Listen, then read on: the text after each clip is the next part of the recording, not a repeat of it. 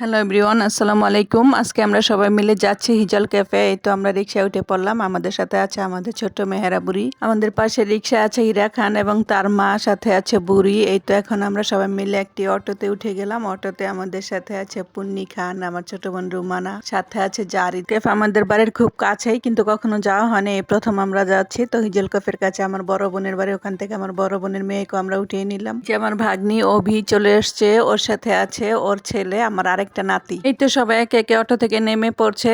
যে আফসানা ওর মেয়েকে নিয়ে যাচ্ছে, আফসানার মেয়ে আমার আরেকটা নাতি আনিশা, সাথে আছে ভাবনা বুড়িকে নিয়ে। এই তো আমরা চলে আসলাম হিজল ক্যাফে। হিজল ক্যাফের ডেকোরেশনটা একদম অন্যরকম ছিল, সবগুলো রেস্টুরেন্ট থেকে একটু আলাদা। এটা দেখতে কেমন একটা ভূতের গলির মতো লাগছিল। এখানে চারপাশে হিজল বাগান এবং সব জায়গায় প্রদীপ জ্বালানো আছে, দেখে একদম গা ছমছম করে। তো এখন আমরা সবাই ফটোশুট করছিলাম। ভিতরে এত ভিড় ছিল, সেদিন অনেক লোক ছিল, সেখানে আমরা বসার জায়গা পাচ্ছিলাম না, এই জন্য আমরা একটু ফটোশুট করতে করতে এদিকে দেখি হীরাপুন্নির খিদে লেগে গেছে। ওরা বলতেছে আম্মা খিদা লাগছে। তো আমরা অনেকক্ষণ ওয়েট করার পরে একটু খালি হলো, দেন আমরা ভিতরে চলে গেলাম। ভিতরে গিয়ে দেখি ভিতরে ডেকোরেশনটা একদম অন্যরকম সৌন্দর্য।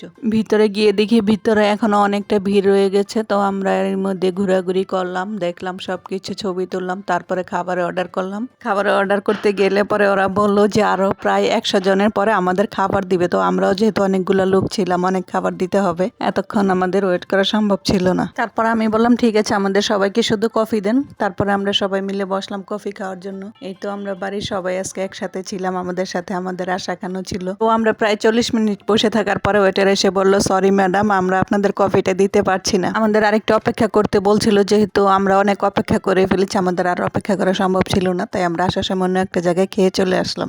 Allah Hafiz everyone and thank you for watching this video.